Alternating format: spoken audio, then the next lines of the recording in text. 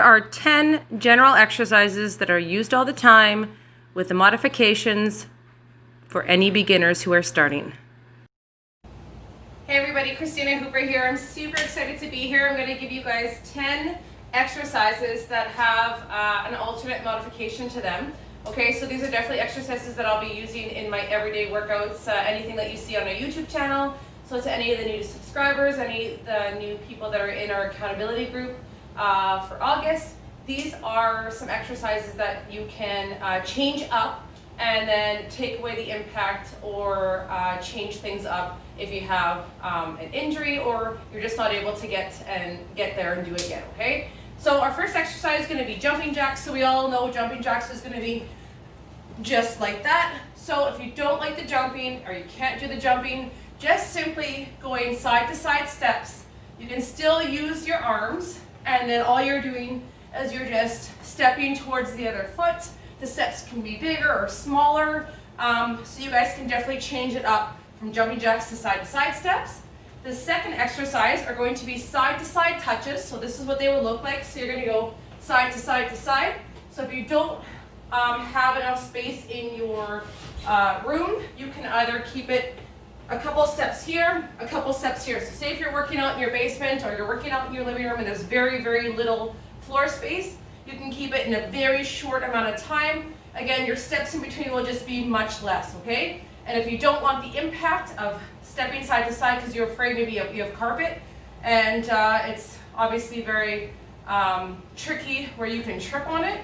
So what you can do is just nice big steps, and then that eliminates you snagging your foot on the surface that you're working on, okay? And then it obviously takes away the impact of that exercise as well. Third one, high knees will normally look like this. So bring the knees up nice and high. The alternative for that will be bringing one knee up at a time. So if you can't find the balance, even to do those, you can hold on to the wall and then bringing them up as fast as you can. It will still work the core, still get the heart rate going because you're taking one limb off the ground. Again, it's going to help with balance. If you can't get to those high knees like I showed you just a second ago, okay? Number 4 is going to be squat jumps. So obviously the other alternative to that is going to be, so squat jumps normally look like this.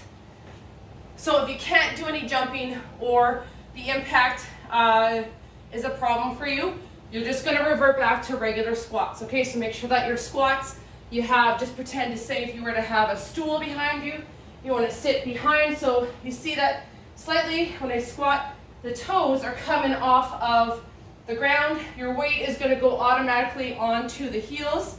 Your knees, you don't want those knees, so you don't want to do this, okay? So I don't want to see those knees going over the toes. You want to bring your bum down as if you were sitting on a chair, keeping that core strong, shoulders are rolled back, and then when you come back up, you're squeezing with the back of those legs, the glutes, and then again, so again, instead of squat jumps, you can just revert back to squats for anything. Burpees, which many of us love. Okay, so a regular burpee, I'll show you that. So burpee is going to look like this. You're going to go down, thrust out, thrust back, and usually jump up. Okay, so the other way, if you're learning to do burpees and you're not quite there yet, you can squat down nice and low. Hands are going to be on the mat. You're going to step back, step back, step back, step back, come back up, and that's it. Okay, so that is the beginning part of a burpee.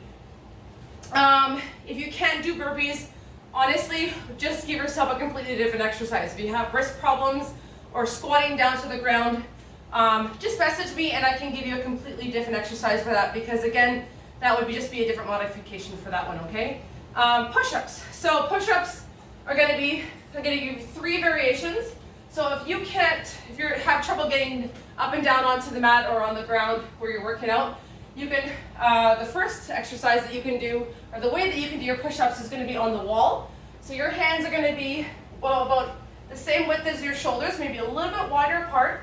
You're going to be on your toes, and all you're going to be doing is keeping that core strong.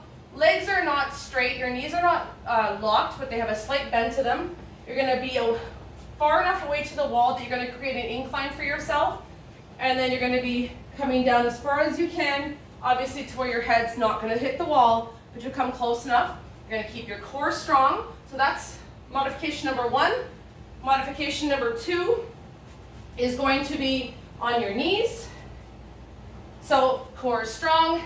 So notice that you don't want to be, I don't want to see push-ups like this, okay, because that's really not doing anything. So I want you to make sure that the wrists are just under the shoulder blades on each side. Your core is nice and strong. So again, the hips are down. You don't want your bum sticking up. You want your bum, so you see from my shoulder all the way down to my hip, to my knee, it should be fairly straight, okay, so you, I mean, if you have a booty, well, it's not going to be totally straight, so, but you get the idea. So nice strong core. You're going to bring your push-up all the way down to the mat, and then you're going to push back up to the full position. So I don't want to see this for push-ups. That is not a full push-up. That does not count as a full rep. So I want to make sure that those wrists are right directly under my shoulder blades. Okay, we're going to drop it down. So if you're starting off and you've always done push-ups and you've always done them halfway, I want you to scrap that. Let's take it right out. Let's start from scratch. So even if you're on your knees, that's fine. Again, bringing that chest down all the way, pushing back up, and then just repeating that. So the third one is going to be the same variation. I'm going to be on my toes. So if you're a veteran at doing push-ups, skip this part. It's okay. I just want to make sure that you guys know how to do the proper form and then give you some options to do it. So if you're on your knees actually for your push-ups and you're starting to get strong and you really want to get to that next level, but when you try to do a full push-up, your hips drop, your back starts hurting, and you can barely make it through 1 or 2. That's how I was, okay? So if you're kind of in between that stage of like going on your knees, your arms are getting strong, definitely the biggest thing about push-ups is that I notice is that when my core starts getting strong, then I can start getting very, very close to doing a full push-up. So push-ups are not just arms, it's a whole body movement, especially when you're going to be ready to go on your toes. So I'm going to start all the way onto the ground, okay? So hands are going to be, again, still under that shoulder blade. So I'm going to go up, use the knee. So the last contact that comes off the mat, you see that my knee was the last one. Going to go into a full plank. Come back down. Again, knee is the last one, and then hold here. So that can be a variation. So again, if you're in the middle between knee and toes, and you really want to get those full push-ups in, this gives you a chance to start building the strength, focusing on, you'll notice that core when you go to lift those knees off the ground last. Again, make sure that you're in a nice proper plank. Again, where I mean my wrists are under my shoulders. Your core is strong when you come up into that full plank. And then again, you can start transitioning whether or not you are on the wall, on your knees, or you can start transitioning into your toes. So try it. I challenge you to do that. The next one is going to be mountain climbers. So mountain climbers, again, if you just have wrist problems or you're getting tired towards the end of a workout, so mountain climbers are normally like this. So you're bringing the knees in and you're nice and light on those toes. So if this just gets to be too hard, your alternate exercise for this is going to be ladders. So all we're doing is we're pretending there's a ladder here and it's falling, and we're constantly trying to grab onto that next handle, okay? So those knees, you can have a couple choices. So you could have dumbbells with these ones, not for today's workout, but you could have dumbbells, bringing those toes nice and high off the ground, so you can do high knees and you're grabbing, so you can make it as hard as you want, even though you're not doing the mountain climbers, okay? So next, 3 more. So sit-ups. So a lot of us, a full sit-up is still yet too hard, so just fine. So a regular sit-up is going to look like this, okay? So you're pivoting, coming up, nice strong shoulders, you're coming up to that sitting position. If you're not there yet, I want you to lay flat on your back. So feet are planted on the ground. We're going to do a crunch, okay? So I don't want to see this, because all we're going to be doing is hyperextending and straightening the back of the neck, okay? So I want you guys to focus on every time you lift your body up to contract those muscles, I want you to breathe out. That's the first thing about any sort of core exercise. Always breathing and focusing on the breathing. So you're going to have your chin facing the ceiling. We're going to come up. You see how I am still looking, I have a dot in the top of my ceiling. I'm still looking up, because as soon as we start looking forward, we're going to start taking away the focus. So we're working that core. As soon as you start looking forward, we're going to start hyperextending that neck. And it really doesn't need to be that way. So we're just going to focus on bringing the top half off. So really the only thing that's leaving the mat right now is maybe the bottom of my shoulder blades, but that is it, okay? So focusing on breathing out every time you lift. My feet are flat on the mat. The rest of my body from my shoulder blades all the way down are all on the mat. So there's no other exceptions for that one. The second last one we have are leg lifts. So I want you guys flat on your back.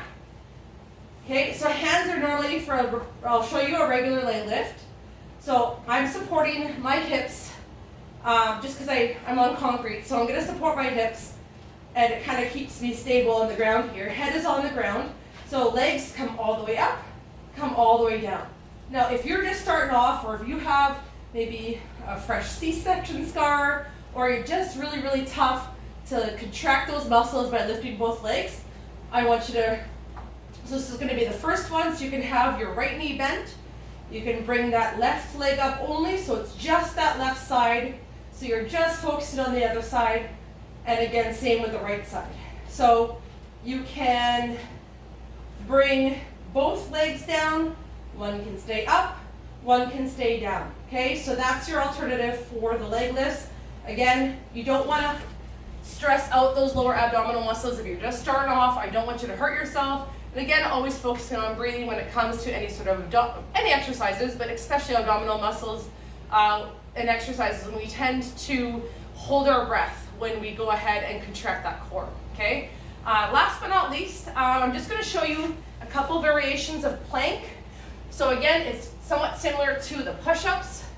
So when you're in a plank position, I want to make sure, same as push-ups, your elbows, your wrists are directly under your shoulder blades, okay? So again, this is not a plank, okay? This is you're on all fours, okay? So I want you to bring that hip down. I don't want to see this. You don't want to have such an arch in your back that you're going to be here and all you're going to be doing is feeling pain in that lower back. And again, if you have your hips all the way down towards the ground, you're not going to be contracting that core. So if you're starting off, you can't do a full plank, so which means on your toes. You can have your hands directly under your shoulder blades. Your core is contracted, so I'm going to show you not contracted. I'm going to pull my belly button up, and you see, I still have a slight bend in my hips, but the only thing I'm changing is I'm pulling my belly button. So say, just envision if you were to have a string, and the string is at your back, and I'm going to pull that belly button back, like so, just kind of pull it up like a puppet string. So we just want to contract it, right? And then still focus on the breathing, okay? So plank can either be on your hands or on your elbows. So again, bum's not in the air. I want there to be, just think of your shoulders, hips, and your knees. If you're on your knees, all should be fairly straight. There should be a fairly straight line there. So bum is not up, you're coming down, and then pulling that pelvis, kind of tilting up, and then pulling that belly button up towards your back to contract and work those muscles, okay? So either on your elbows, on your hands, and then again, the same thing if you are on your toes. So hands should be under the shoulder blades. Toes can be, not necessarily, I mean, it's gonna be all up to you. I like to keep mine shoulder width apart. Sometimes it's easier when you have your feet a little bit wider, but again, you're gonna find what's gonna work best. I don't ever lock my joints, so even though my hands are under my things, I still have a little bit of give in my joints, and same thing with my knees. You never want to lock anything in place because all it takes is you to move the funny way once, and there could be a pulled muscle or ligament or anything, okay? So just be mindful. I will always throw my workouts on our YouTube channel and in our small groups. I will always give you modifications quickly. But again, I wanted to go over 10 of the most common exercises that we do use in any of our exercises or workouts, and just to give you some alternatives if you're just starting off for the month of August. All right, you guys, so stay tuned. Your next exercise is coming, and if you have any questions, go ahead and comment on the comment section of the video, and I will message you and answer all the questions. All right, you guys, have a great day.